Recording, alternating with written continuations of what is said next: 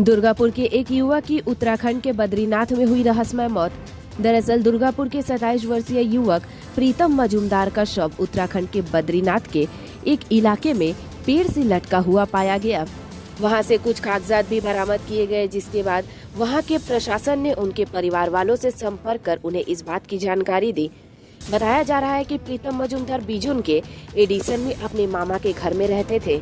वह 4 तारीख को नौकरी की बात कहकर कोलकाता के लिए निकले। इस दौरान 11 तारीख को उनका उनके मामा के साथ आखिरी बार संपर्क हुआ। उसके बाद 13 तारीख को उत्तराखंड पुलिस के द्वारा खबर आया कि प्रीतम की मौत हो चुकी है। इस रहस्यमय मौत के बाद परिवार वालों में मातम पसरा हुआ है। हालांकि प्रीतम की मौत कैसे हुई, पुलिस अब इसकी जांच कर रही है।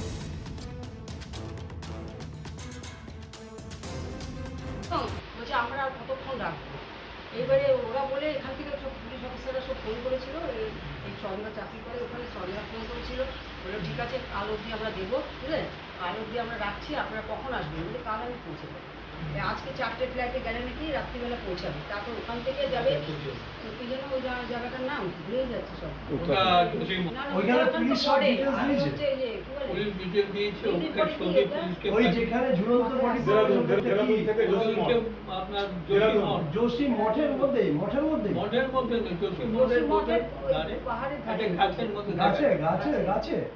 গাছে কিভাবে গেল কি করে গেল, আমি যে জামা প্যান্টটা দিয়েছিলাম ওই জামা প্যান্টটাই পরা, বললো দাদু ওদেরকে দেখিয়েছে তো হোয়াটসঅ্যাপে ফটো। ছেলের প্রস্তুতি তাতে এসছে, তো আমি বলছি দেখ পিতামের কোনো ফোন আসছে না, কেন আসছে না একবার দেখতো।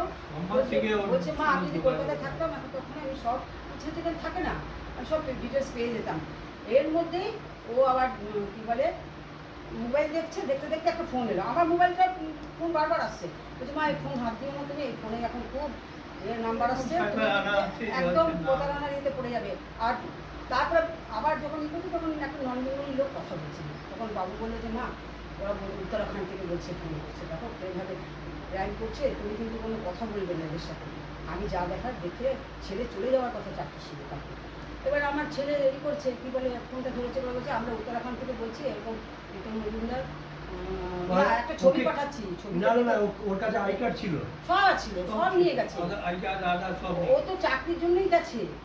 এখানে যতগুলো করেছে ওর পছন্দ মতন হয়নি, করেছে ভারত মেট্রোপলিতে করেছে, ওই যে কি নাম এইখানে সিটি সেন্টারে কেউ থাকবে, সিটি সেন্টারে করেছে দু জায়গায়, আমার তো অত নাম মনে থাকে না। 3 মাস কাজ করেছে, মাইনা দেয়, কাজ করেছিল 8 মাস, কিন্তু 3 মাস পুরো 3 মাস মাইনা দেয়নি, না বলে কোম্পানি রাতারাতি। তো তার কোনো কাগজপত্র বাড়িতে আছে? ওর কাছে আছে, সব ওর কাছে, খুব যত্নশীল। বাড়িতে তো নিশ্চয়ই জানলাম বলতে আমরা বসেছিলাম এখানে, শুনলাম যে 17 নম্বরে একটা পুলিশ গাড়ি ঢুকলো, ঠিক আছে, তো হঠাৎ করে পুলিশ গাড়ি ঢুকলো, সেই হিসাবে এলাম, ঠিক আছে, সেই হিসাবে এসে খবর পেলাম যে 17:37-এ একটা ছেলে থাকতো প্রীতম বলে, ঠিক আছে, ছেলেটা আমাদের এখানকার না হলেও অন্য জায়গা থেকে এসছে, কোয়ার্টার কিনেছে বা ভাড়াতে, ঠিক আছে, এসে শুনলাম যে ও নাকি উত্তরাখণ্ডের ওইখানে কোনো গাছের ওখানে হ্যাঙ্গিং পাওয়া গেছে বডি। সেই শুনেই আমরা এলাম, কারণ ছেলেটার সঙ্গে আমাদের 2-4 বার মিশেছি, ঠিক আছে, ও ঠাকুর ভক্ত ছেলে, ঠিক আছে, আমাদের বাবা মন্দিরেও অনেকবার গেছে, এখানে এই বেল গাছের তলায় শিবের কাছেও আসতো। এই সকল ভেবেই আমরা ভাবছি হয়তো যে উত্তরাখণ্ডে ওই কেদারনাথে হয়তো গেছিলো, সেই হিসাবেই হয়তো এবারে সুইসাইড নিজে করেছে না কি হয়েছে সেটা তো কেউ জানে না, যেহেতু আমাদের এলাকার বাইরে হয়েছে, আমরা শুধু খবরটা পেয়েই এসছি, বাস এইটুকুই। সিটি সেন্টারে একটা কাজও করতো শেয়ার ট্রেডিং ইয়েতে, ঠিক আছে, ছেলে হিসাবে এমনি কোনো ইয়ে নেই, ভালো ছেলে, অবশ্যই একদম ভালো ছেলে, কারোর সঙ্গে মিশতেও না, খারাপ রেপুটেশন পায়নি ওর সেরকম মিশতেই না কোনো কারো। একটা জগ যেহেতু তাজা ছেলে এরকমভাবে যদি চলে যায় সেটা ছানবিন করা দরকার। আমরা এইটুকু ছাড়া আর কিছু তো বলতে পারি না। 28 বছর, হ্যাঁ 28-29 বছর বয়স। দাদু দিদার কাছে থাকতো, হ্যাঁ দাদু দিদার কাছে থাকতো।